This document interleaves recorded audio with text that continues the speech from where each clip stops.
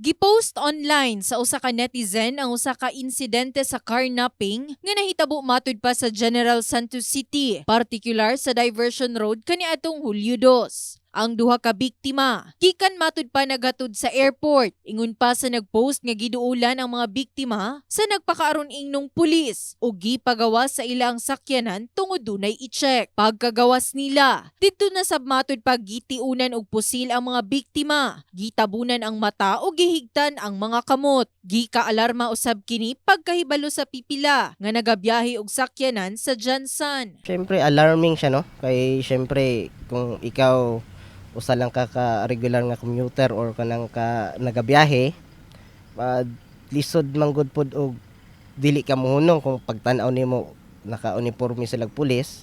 So siyempre, pagpahunungon ka nila, naagid kay doubt nga dapat mohunong ka kasi siyempre kuan man sila men in uniform man gid sila. Alarming gyud siya, ma'am. Kay siyempre nakataya imong kuan diha kinabuhi ang imong sakyanan. Alisto na lang gyud dapat. Ang gikaingong mga biktima nga taga Pulomolok gikan Jansan naabot og barangay Laginding, Esperanza Sultan, Kudarat tungod didto nagibilin sa mga sospek. Nakaabot na sab kini sa General Santos City Police Office ug ilahan ang ginaberipika tungod wala matud pa nagpablatter ang mga biktima. Pero verify pa nila sa Esperanza kung nabay nagpa-blatter dito or insidente na ingana dito.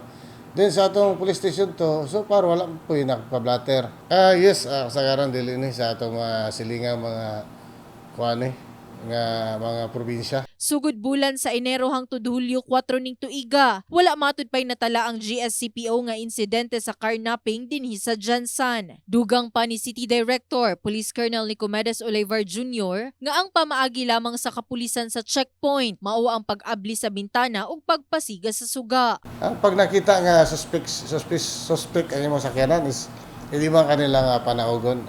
Pwede na ka nakita man nato nga legit kini nga government checkpoints, pero bisag asa lang na mo para nimo ay mo kuan na kay mo magduda na ka kay dili man na siya established checkpoint or legitimate nga checkpoint nga naa diha sa kalugar. In the heart of changing lives, kini si Liza Labajo, Brigada News.